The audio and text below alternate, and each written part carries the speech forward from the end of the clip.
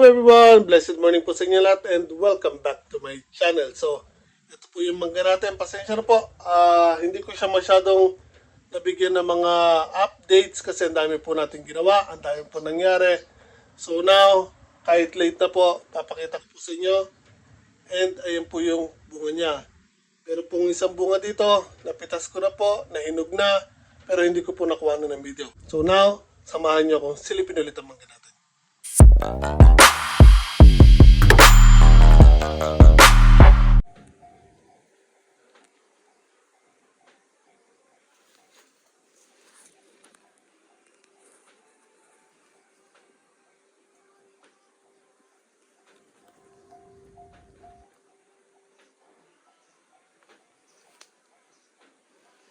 Okay guys, so ito po yung official t-shirt na Learning as I Go. At ayan po ang likuran. So kung gusto niyo pong tulungan ng channel ko, avail lang po kayo ng t-shirt para po patuloy tayo makapaggawa ng content. So, sana po masuportan niyo po ako. Bili na po kayo. Okay guys, so tulad ng sinabi ko, ito na po ulit yung mangga natin na nakalagay lang po sa isang plastic container. At sa mga first time po na makakapanood ng video ko, andito po tayo sa Japan. May alaga po tayo dito na mangga na itinanim lang po natin sa isang plastic container. Kung isipin nyo, parang ang hirap na mag-alaga ng mangga sa Japan. Actually, medyo totoo po yan. Kaya nga, ang pag-alaga po ng mangga dito medyo matrabaho kasi hindi po basta natin pwede silang itanim sa lupa. Kasi may winter po dito sa Japan. So, once na mag-winter na, mamamatay po ang puno ng mangga. So, ilan po ang nag-alaga ng mangga dito sa Japan? Isa na rin po ako doon, pero ako isa pa lang po. And para makabuhay kayo ng mangga po dito sa Japan, kailangan nyo po may vinyl house or greenhouse. So, meron po tayo dito ginawa isang maliit na greenhouse. Andito po to nakalagay. So, wala pong alisan tong mangga natin. So, kahit po mag-summer, hindi ko po siya inilalabas dito sa loob ng greenhouse. Kasi dito yung temperature sa loob, constant, mainit. So, kapag nilabas ko po kasi siya sa loob ng mini greenhouse sa labas, kahit sabihin mong mainit sa tanghali, pero alam ba, umaga or sa hapon, nagbabago yung temperature. So, hindi po maganda para sa mangga natin yan. So, kung gusto nyo mag-alaga ng mangga, dito sa Japan, doable po yan. Pero, medyo konting sakripisyo at kailangan nating i-spoil ang mangga po natin. Kasi, mas gusto po ng mangga ang constant na mainit po ang temperature. So, I've had this mango for a while. Mga 3 years mahigit na now. So, nabili ko po to ay grafted. Kung makikita nyo po dito, mayroon ditong kaharang. Kaya hindi masyadong kita. Pero, ito itong line na yan. Grafted po kasi yan. So, dito sa baba, merong nakasibol na panibagong branch or sanga ng mangga. Dalawa po actually. Para po sa grafted, hindi po advisable yan. Pero now, hinayaan ko lang po kasi siya dahil bala kong paugatan tong dalawang nandito sa side, yung side shoots niya. So, curious lang ako kung anong mangga ang ginamit dito para paugatan. So, ito po kasing variety na nabili ko galing Okinawa. So, meron akong binibili ng manggang hilaw from Okinawa. If ever na ito po yung variety na binibili ko lagi, yung manggang hilaw. Kasi yung mangga pong binibili ko, hindi po katulad ng mangga na nakikita natin dyan sa Pinas. Iba po yung klase. Ang Okinawa po, meron po silang sariling mangga. Pero, kakaibang itsura. Para siyang kalabaw na medyo hindi. Mahirap ipaliwanag. Basta iba yung shape niya. Parang combination ng kalabaw at apple mango kasi hugis or nalalapit ang hugis niya sa manggang kalabaw pero hindi tulad ng kalabaw na maasim, siya pa matamis. So, parang related siya sa lasa naman ng apple mango. Parang crossbreed, ganun ba?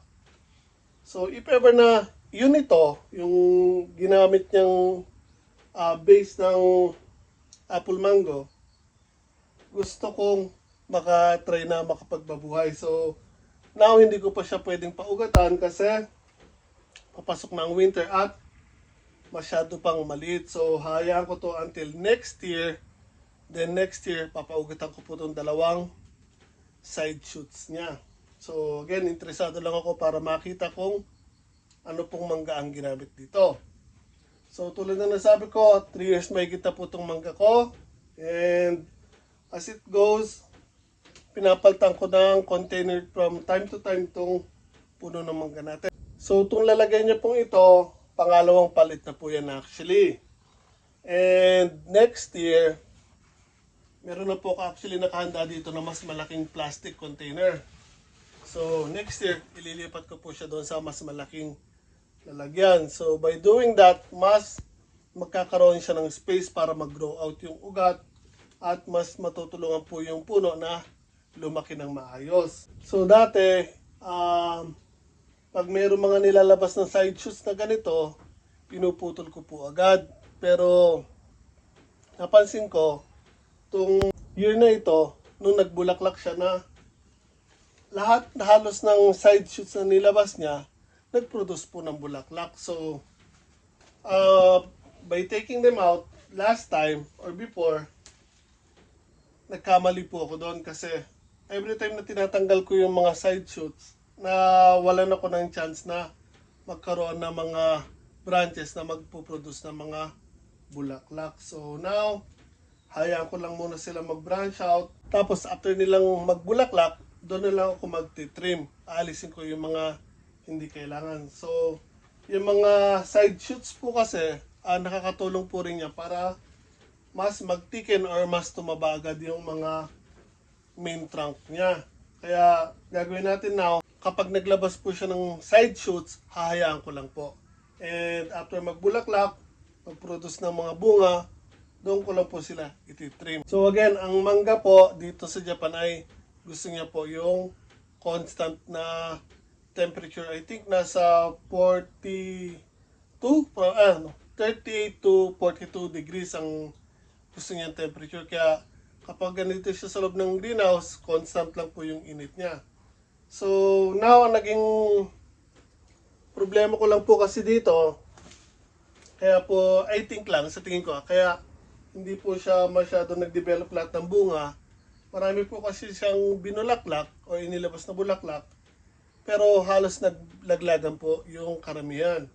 So, nagtuloy po dyan ay dalawa lang. Akala ko 3, pero yung isa doon hindi tumuloy. Kung makikita niyo po yung dilaw na yun, mangga po yan, pero hindi na po nagtuloy. So, meron po isa dito na nahinog, kaso hindi ko naman po nakuha na ng video kasi umuwi po kami ng Pinas. Pagbalik po namin, nakita ko hinog na. So, hindi ko na nakuha na ng video. And dito po sa tabi na, hindi masyadong kita, pero meron po akong bayabas dito, meron akong malunggay doon. At dito po, sa likod ng camera or sa side ng camera, meron po ako isang malaking bayabas din na nakalagay din sa plastic container. So, kung andito yung mangga ko, may bayabas akong malaki dito, may bayabas din po akong malaki dito.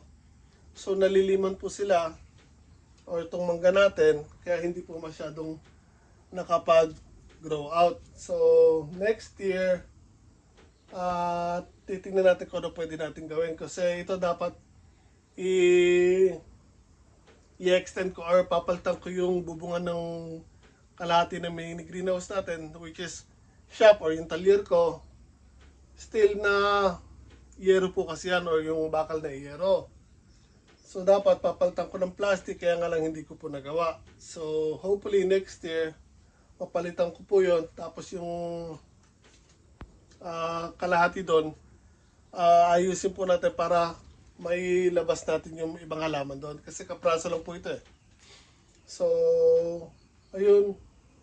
Kailangan po kasi ng mangga, constant yung temperature niya na init and sunlight para mas mag-develop sila at mag-produce ng mga bulaklak. So,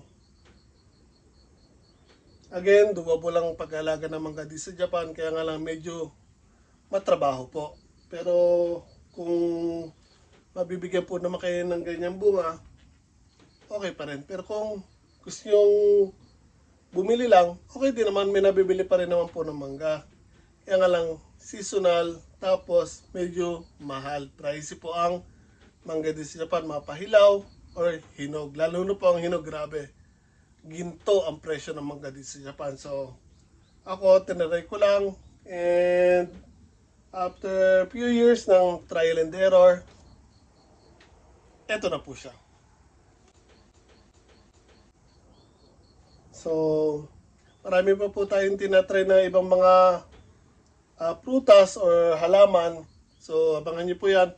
May mga upcoming pa rin po tayo ng mga videos, content na hindi ko pa nilalabas. Pero sa mga future videos ko, makikita nyo po yan.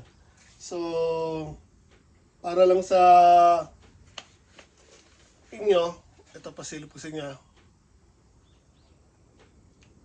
So, kung nakikilala nyo po yan, sampalok po yan.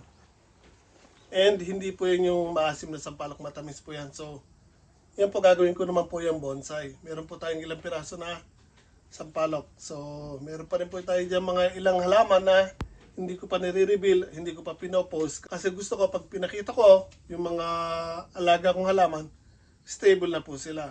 So, abangan nyo po yan. So, hindi ko na po masyadong pahabain to. Again, in-update ko lang po kayo sa tanim natin na mangga. And, ayan po yung bunga niya or natitirang bunga niya.